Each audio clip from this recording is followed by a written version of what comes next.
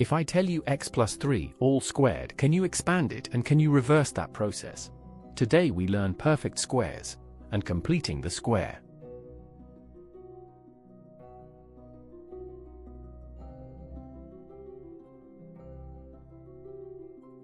A perfect square is an expression multiplied by itself. Think of it like a square plot of land. The total area is a squared plus 2ab plus b squared.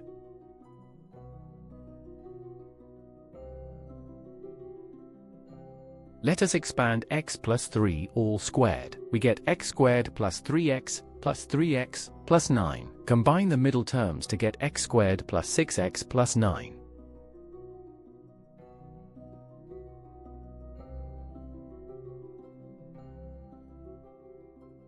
When we subtract a minus b all squared gives a squared minus 2ab plus b squared. Notice b squared is still positive.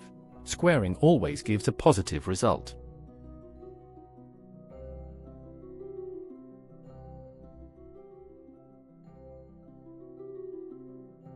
Now let us complete the square. Take x squared plus 10x. Half of 10 is 5. Square it to get 25.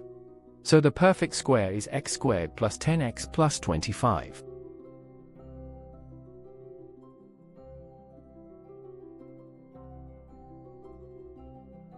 This means x squared plus 10x plus 25 equals x plus 5 all squared. We completed the square, like perfectly fencing a square garden plot.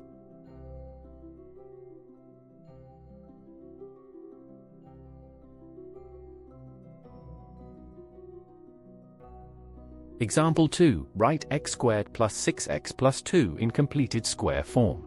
Half of 6 is 3 and 3 squared is 9. Add and subtract 9 to get x plus 3 all squared minus 7.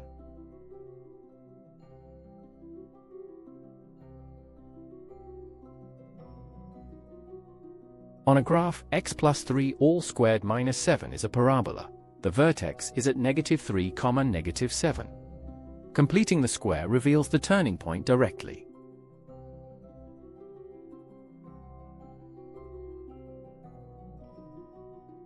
Common mistake.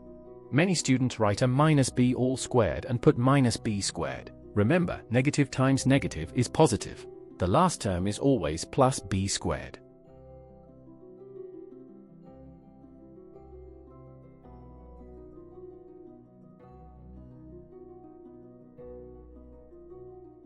Remember, a plus b squared gives a squared plus 2ab plus b squared.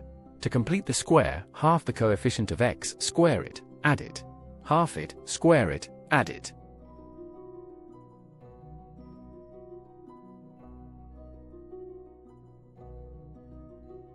Subscribe to Ovasaabi for more lessons like this. Visit ovasaabi.com and keep practicing. See you next time.